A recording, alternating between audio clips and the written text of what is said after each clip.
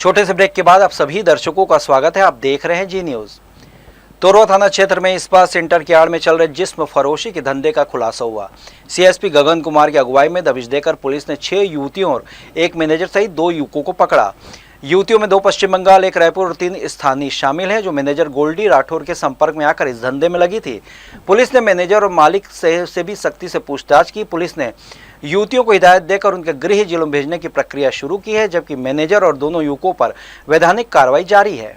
हम लोग को सूचना मिला था कि स्पा सेंटर के आदमी यहाँ पे देह व्यापार चल रहा है, तो हमने अपना मुखबिर भेजा था और पॉइंटर्स लगाए थे।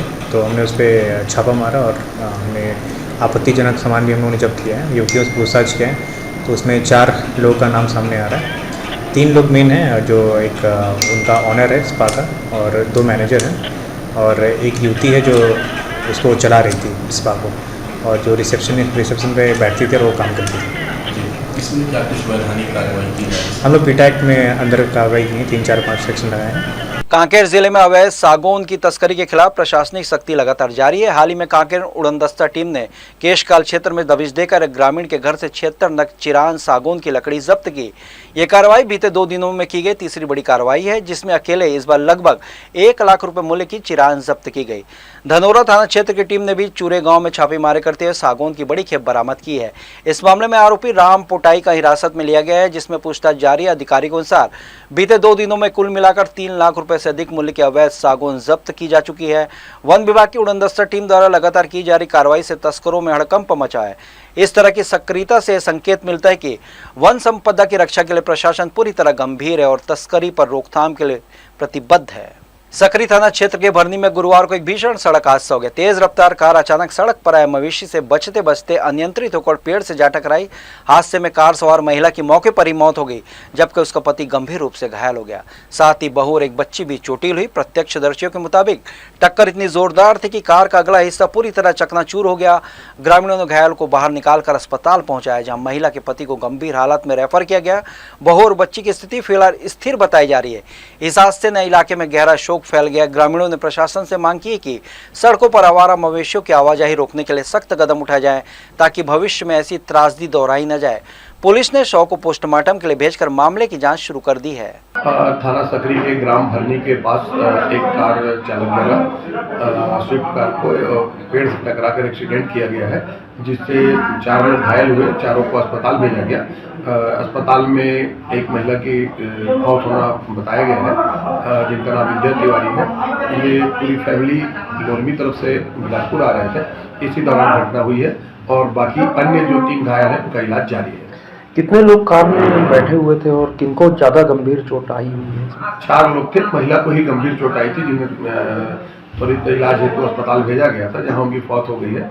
अभी अन्य लोगों को भी इलाज जारी है। जांजगीर चांपा जिले के अकलतरा नगर में बुधवार को दिन दहाड़े हुई उठाईगिरी की वारदात ने पूरे क्षेत्र में सनसनी फैला दी। जानकारी के अनुसार फरअदा निवासी ढोल नारायण पटेल अपने मोटरसाइकिल की डिक्की में करीब 98,000 रुपये नगद रखकर बाजार गया था।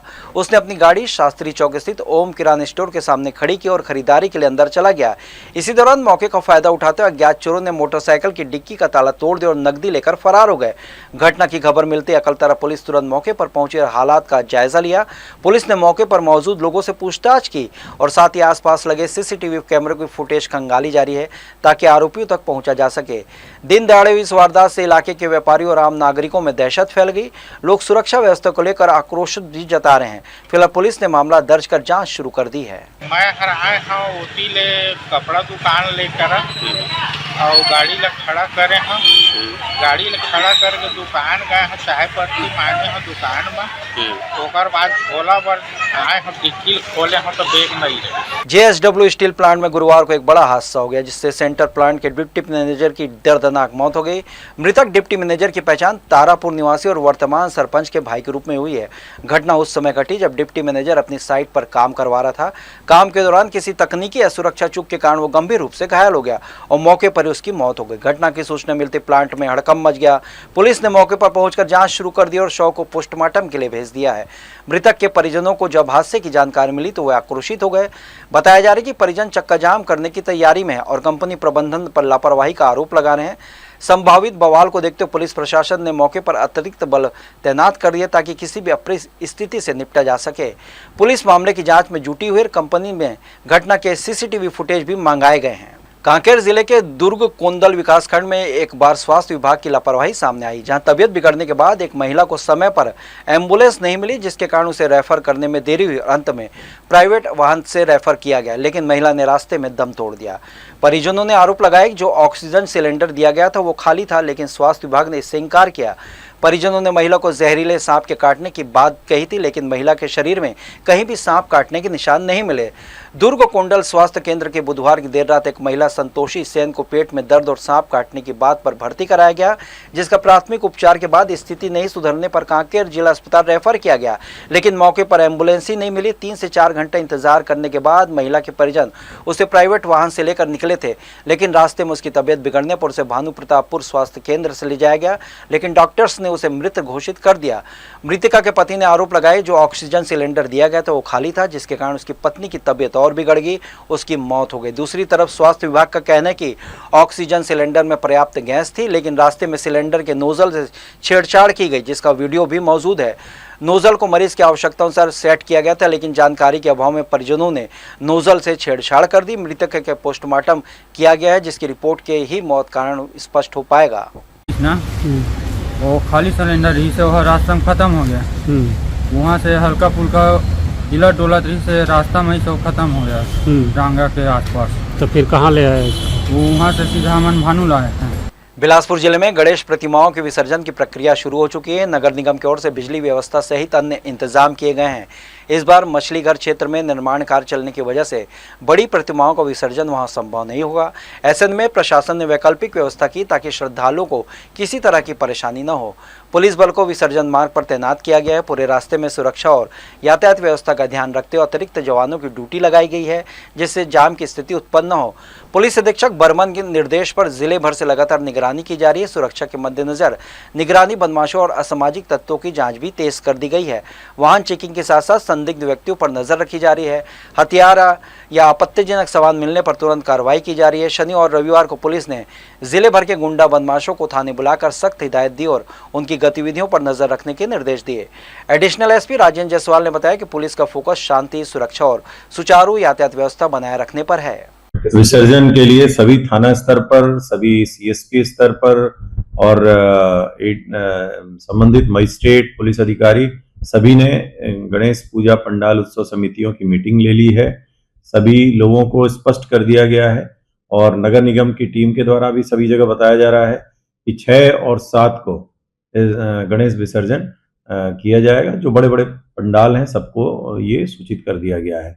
छोटे घरों में जो गणेश प्रतिमाएं रखे हैं उनका विसर्जन तो रेगुलर हो ही रहा है और पचरी घाट में जैसा कि प्रत्येक वर्ष की भांति जो वहां पर बड़े गणेश जी का होता था वो इस बार विसर्जन नहीं होगा, वो सभी छठ घाट में ही विसर्जन होगा, ऐसा नगर निगम ने निर्धारित किया है। तो उसके अनुसार ही सभी मूर्तियां विसर्जन के लिए लेके जाएंगी। आगामी दिनों में गणेश विसर्जन में ईद मिलादुन्नबी का पर्व एक साथ मनाया जाना है। इसे लेकर कंट्रोल रूम गोरेला में शांति समिति की बैठक आयोजित की गई।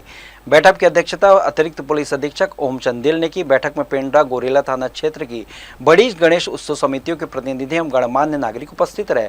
बैठक में प्रमुख रूप से निर्देश दिए गए कि गणेश विसर्जन केवल निर्धारित मार्ग व स्थान पर ही किया जाएगा तथा विसर्जन घाट पर भीड़ नियंत्रण एवं वॉलंटियर की व्यवस्था अनिवार्य रूप से की जाएगी।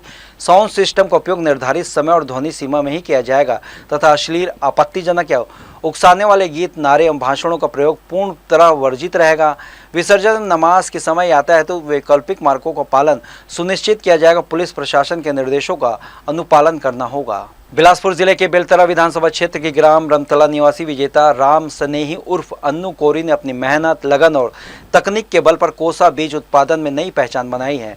साधारण परिवार से आने वाली विजेता ने 1 माह में 12,000 कोसा बीज का उत्पादन कर न सिर्फ रिकॉर्ड बनाया बल्कि केंद्रीय रेशम बोर्ड से विशेष सम्मान भी हासिल किया।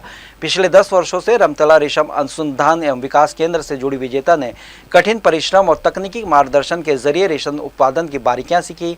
अकेले 12,000 बीज तैयार कर उन्होंने 40,000 रुपए की आय अर्जित की। हाल ही में पाली विकासखंड के ग्राम डोंगा नाला में आयोजित मेरा रेशम मेरा अभिमान कार्यक्रम में केंद्रीय रेशम बोर्ड रांची के निर्देशक और अन्य अधिकारियों ने सम्मानित किया। विजेता को सरकार की योजनाओं, प्रधानमंत्री आवास योजना, महतारी वंदन योजना, छात्रवृत्ति और स्व सहायता समूह से भी सहयोग मिला, जिससे उन्होंने मछली पालन जैसे नए कार्य शुरू किए और परिवार को आर्थिक मजबूती दी। आज विजेता न केवल आत्मनिर्भर बनी बल्कि क्षेत्र की महिलाओं के लिए प्रेरणा स्रोत भी बन गई। उनका कहना है कि मेहनत, धैर्य और कौशल से हर सपना पूरा किया जा सकता है। मैं ग्राम रमतला से हूँ, सेंद्री रमतला, और यहाँ मैं टसर के कृमि पालन कर रहे हैं, जेखर मोला भी सम्मानित करेगा है उखर से। मैं करीबन 200 DFL में 12,000 का कुन लाए हैं, अकेले ही पाले हैं। घर में मोर मतलब पति और मोर बेटा सहयोग करे है, बहुत सहयोग करे हूँ मन है। और मैं है ना ये सोच उत्पादन ला सकूँ, ऐसे समझ के ना मैं पाले अकेले। जिले में अपनी लंबित मांगों को लेकर अनिश्चितकालीन हड़ताल पर बैठे राष्ट्रीय स्वास्थ्य मिशन कर्मियों ने अब आर पार की लड़ाई का बिगुल फूंक दिया। लंबे समय से जारी आंदोलन और सरकार की चुप्पी से नाराज कर्मियों ने चेतावनी दी है कि यदि मांगों पर विचार नहीं हो तो वे आज सामूहिक इस्तीफा देंगे। धरना स्तर पर जुटे कर्मियों को कहने कि लगातार संघर्ष और गुहार के बावजूद सरकार की ओर से किसी तरह का ठोस आश्वासन नहीं मिला। ऐसे में मजबूरी में इस्तीफे का कदम उठाना पड़ा। खैरागढ़ जिले के आंदोलनरत NHM कर्मियों के लिए निर्णायक साबित हो सकता है, क्योंकि इस्तीफों की गूंज सरकार तक कितनी असरदार पहुंचती है, ये देखने वाली बात होगी। कल रात्रि को हमारे 25 अधिकारी कर्मचारियों को, प्रांतीय पदाधिकारी, उनको बर्खास्त कर दिया गया है। इसी के विरोध में 4 सितंबर 2025 को खैरागढ़ छुईकादान गंडई के 120 NHM साथियों के द्वारा हमारे खैरागढ़ छुईकादान गंडई के CMHO सर को सामूहिक इस्तीफा प्रस्तुत करेंगे। दोपहर के 2 बजे हमारे जितने भी 120 साथीगण हैं, वे सभी काली पट्टी या काले वस्त्र पहन करके CMHO सर को दोपहर के 2 बजे सभी के सभी कर्मचारी अपना सामूहिक इस्तीफा प्रस्तुत करेंगे। शहर के इंद्रपुरी वार्ड क्रमांक 8 के दर्जनों परिवारों ने कलेक्टर को आवेदन पत्र सौंपकर स्थायी आवास की मांग की। ये परिवार लंबे समय से रेलवे की भूमि पर झोपड़ी बनाकर जीवन यापन कर रहे हैं। रेलवे प्रशासन ने हाल ही में उन्हें जमीन खाली करने का नोटिस दिया, जिससे परिवारों में भारी चिंता का माहौल है। आवेदकों ने बताया कि करीब 500 से अधिक लोग वर्षों से इस भूमि पर निवासरत हैं।